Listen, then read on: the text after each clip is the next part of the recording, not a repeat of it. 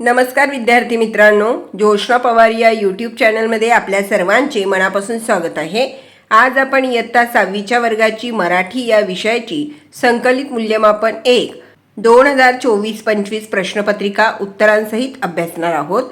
पहा विद्यार्थी मित्रांनो, जर तुम्हाला 6वीच्या वर्गाच्या इतर विषयांच्या प्रश्नपत्रिका अभ्यासायच्या असतील तर आपल्या डिस्क्रिप्शन बॉक्समध्ये इयत्ता 6वी प्रश्नपत्रिका प्लेलिस्ट देण्यात आलेली आहे। ती प्लेलिस्ट पहा आणि इतर विषयांच्या प्रश्नपत्रिकेचा देखील सराव करा।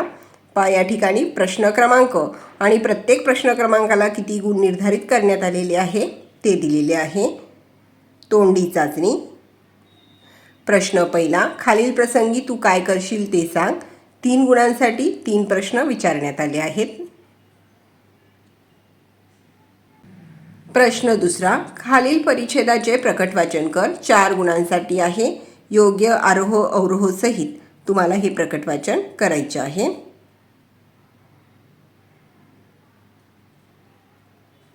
प्रश्न तिसरा, तुला आवडणारी कोणतीही कविता साविने म्हणून दाखव। 3 गुणांसाठी आहे। तालासुरात व्यवस्थित कविता म्हणून दाखवायची आहे।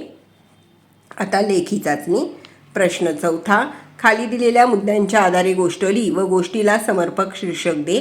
5 गुणांसाठी आहे। 5 या ठिकाणी मुद्दे देण्यात आलेले आहे आणि त्यावर आधारित गोष्टीला आपण शीर्षक दिलेले आहे कोल्हा आणि द्राक्षे किंवा आंबट द्राक्षे, दोघांपैकी कोणतंही एक शीर्षक दिलं तरी चालेल। एक कोल्हा भुकेच्या शोधात इकडे तिकडे फिरत होता। त्याला जवळच द्राक्षांची बाग दिसली। त्याला द्राक्ष खाण्याची इच्छा झाली। द्राक्षांचे वेल खूप उंचावरती बांधलेले होते। तिथपर्यंत पोहोचण्यासाठी तो उड्या मारू लागला, पण त्याला द्राक्ष खाणे जमलं नाही। तो उड्या मारून खूप थकला व शेवटी द्राक्ष आंबट असतात, जाऊ दे असे म्हणून त्याने आपले प्रयत्न सोडून दिले। प्रश्न पाचवा, खालील उतारा काळजीपूर्वक वाच व त्याखालील दिलेल्या प्रश्नांची उत्तरे लिही। 5 गुणांसाठी आहे। व्हिडिओला घाई होत असेल तर व्हिडिओ थांबवून व्यवस्थित उतारा काळजीपूर्वक वाचायचा आहे।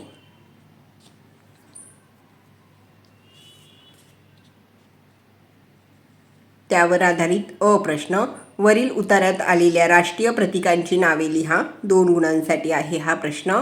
उत्तर, राष्ट्रध्वज, राष्ट्रगीत, राजमुद्रा ही उतार्यात आलेल्या राष्ट्रीय प्रतीकांची नावे आहेत।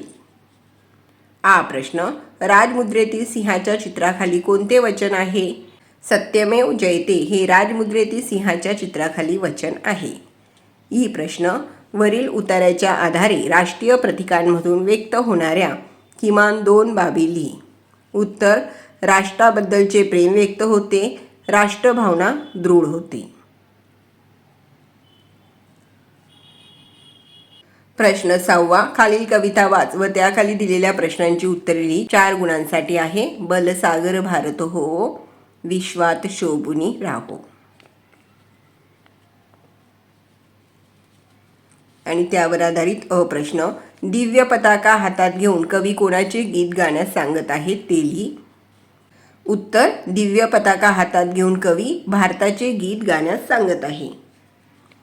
प्रश्न, वरील कवितेतून कोणता संदेश देण्यात आला आहे ते लिही। 1 गुणासाठी आहे। वरील कवितेतून शांततेचा संदेश देण्यात आला आहे। प्रश्न, भारताला अधिक बलशाली बनवण्यासाठी कोणकोणत्या क्षेत्रात अधिक प्रगती करावी असे तुला वाटते ते लिही। 2 गुणांसाठी। उत्तर, आपल्या शेतीमध्ये आधुनिकीकरण व्हावे, संगणक क्षेत्रात सुधार व्हावा असे मला वाटते। प्रश्न 7वा, सूचनेनुसार उत्तरे लिही। 3 गुणांसाठी आहे। त्यातील प्रश्न, ओळखा कोण, मागे आणि पुढे 2 तोंडे असतात मला, जमीन भुसभुशीत करण्याची माझी कला, शेतकऱ्याचा मित्र म्हणून ओळखतात मला। उत्तर आहे गांडूळ। प्रश्न, खाली दिलेल्या शब्दांचे निरीक्षण कर, जसे रान, पान, पोळी, गोळी। वरीलप्रमाणे यमक जुळणाऱ्या शब्दांची कोणतीही एक जोडी लिही। आपण त्या ठिकाणी लिहिलेलं आहे सावळा, कावळा, खाडी, झाडे। प्रश्न, कोणतेही कार्य करताना अडचणी येतात, परंतु जे शेवटपर्यंत प्रयत्न करतात त्यांनाच यश प्राप्त होते। या आशयाचा तुला माहीत असलेला कोणताही एक सुविचार लिही। उत्तर, प्रयत्नांती परमेश्वर। प्रश्न 8वा, तू केलेला प्रवासाचा अनुभव 7 ते 8 वाक्यातली। 4 गुणांसाठी आहे हा प्रश्न। या प्रश्नाचे उत्तर तुम्ही स्वतः ज्या ठिकाणी प्रवास केलेला आहे तिथला अनुभव या ठिकाणी लिहायचा आहे।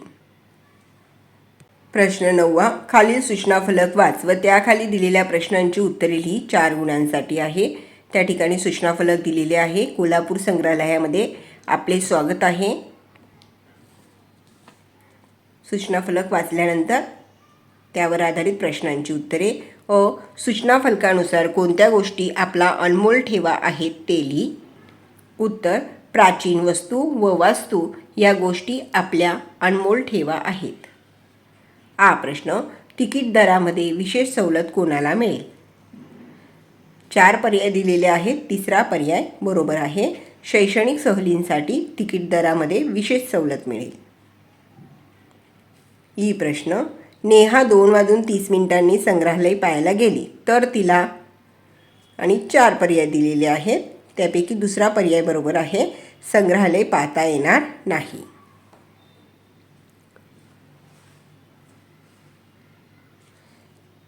प्रश्न खालीलपैकी कोणते वर्तन कारवाईस पात्र नाही। 4 पर्याय दिलेले आहेत। चौथा पर्याय बरोबर आहे। सर्व पर्याय बरोबर।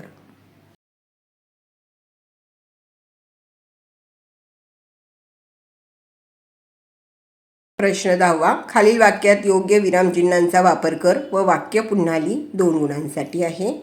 प्रश्न 11 सूचनेनुसार कृती कर। खाली एक विलोमपद दिले आहे ते वाच आणि त्याप्रमाणे एक विलोमपद तयार कर व लिही। विलोमपद बघा। चिमा काय कामाची, आपण त्या ठिकाणी 2 विलोमपद तयार केले आहे। ती होडी जाडी होती, रामाला भाला मारा। प्रश्न खाली दिलेल्या शब्दाचा उपयोग करून एक वाक्य लिही। परवाना मला वस्तू संग्रहालय पाहण्यासाठी परवाना हवा होता। प्रश्न सर्वत्र सारखीच परिस्थिती असणे या अर्थाची एक म्हण लिही। 1 गुणासाठी। त्या अर्थाची म्हण आहे घरोघरी मातीच्या चुली। प्रश्न 12 खालील मुद्द्यांच्या आधारे भाजी विक्रेत्याबद्दल 6 ते 8 वाक्यात माहिती लिही।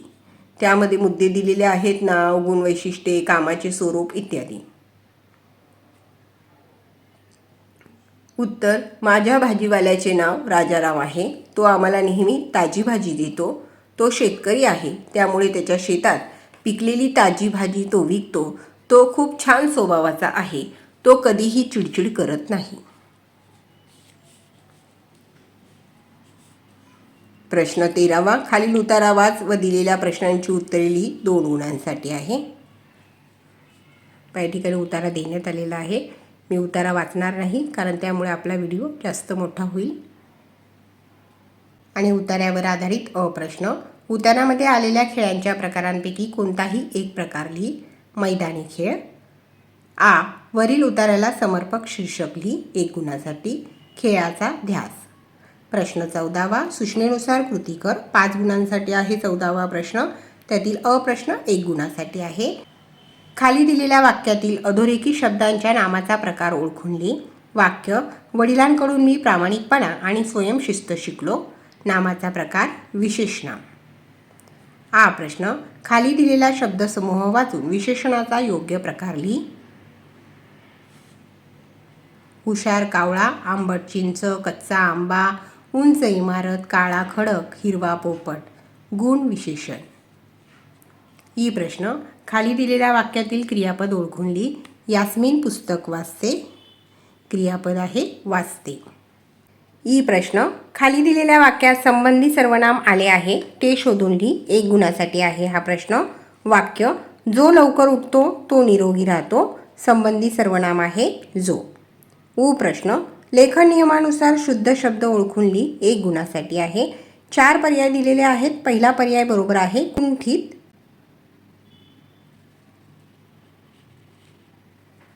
विद्यार्थी मित्रांनो, या ठिकाणी आपण इयत्ता 6वीच्या वर्गाची मराठी या विषयाची प्रथम सत्र परीक्षा संकलित मूल्यमापन 1 प्रश्नपत्रिका उत्तरांसहित अभ्यासली।